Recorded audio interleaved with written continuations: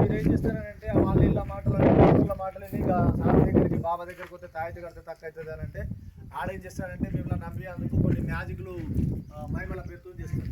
ఎట్లా చేస్తారు?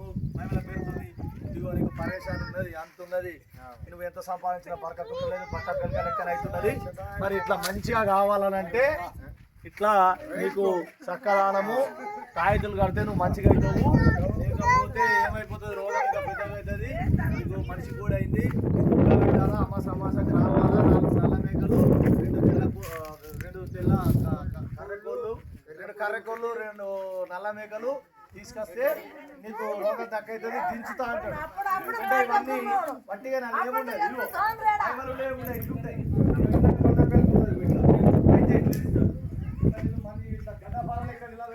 ఏమంటారు, గాలిలో నిమ్మకాయలు చెప్తా అంటారు. అవన్నీ కూడా మనం చేయొచ్చు నేర్చుకుంటే. కానీ అమ్మా నిల్చో కాబట్టి మోసం చేసేటోళ్ళది తప్పు కాదు. మరి ఎవరైతే మోసపోతారో వాళ్ళదే తప్పు. నమ్మించేటోళ్ళు నమ్మేటోళ్ళు వస్తే హాస్పిటల్ వెళ్ళాలా, అంతేగాని మాయలు మంత్రాలు కనికట్టు అని నమ్మి మోసపోవద్దు. హాస్పిటల్ వెళ్తే పరీక్షలు చేస్తారు, చక్కగా ట్రీట్మెంట్ ఇస్తారు.